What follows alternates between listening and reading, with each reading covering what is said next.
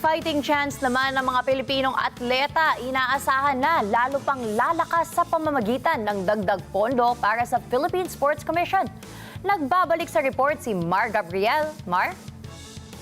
Umaasa si Senate Committee on Sports Chairman Senator Bongo na lalo pang lalakas ang fighting chance ng mga Pilipinong atleta sa iba't ibang larangan ng sports. Yan ay matapos na ipag-utos ng Korte Suprema sa PCSO at sa PAGCOR na i-remit ang bahagi ng kanilang kita para sa mga atletang Pinoy.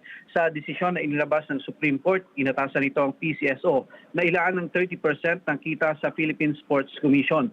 Obligado naman ang PAGCOR na mag-remit sa PSC ng 5% ng kanilang annual gross income.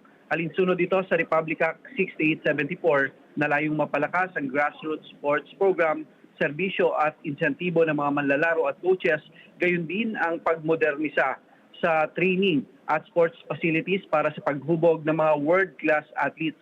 Sa harap nito, hinimok ni Senator Bongo ang mga naturang ahensya na sumunod sa kautusan ng Korte Suprema at gamitin ng wasto ang nakalaang pondo. Malaki raw ang may tutulong nito sa pagsasanay ng mga atleta na magre-resulta sa pagkamit ng mga medalya sa international competitions. Mula nang maupo si Go bilang chairman ng Senate Sports Committee mula noong 2019, umani na ang bansa ng mga gold medals sa Tokyo at sa Paris Olympics. Patunay daw na kayang makipagsabayan ng mga Pilipinong atleta sa pinakamagagaling na manlalaro sa mundo. Para sa mata ng Agila, Mar Gabriel, matatag, matapang, matapat.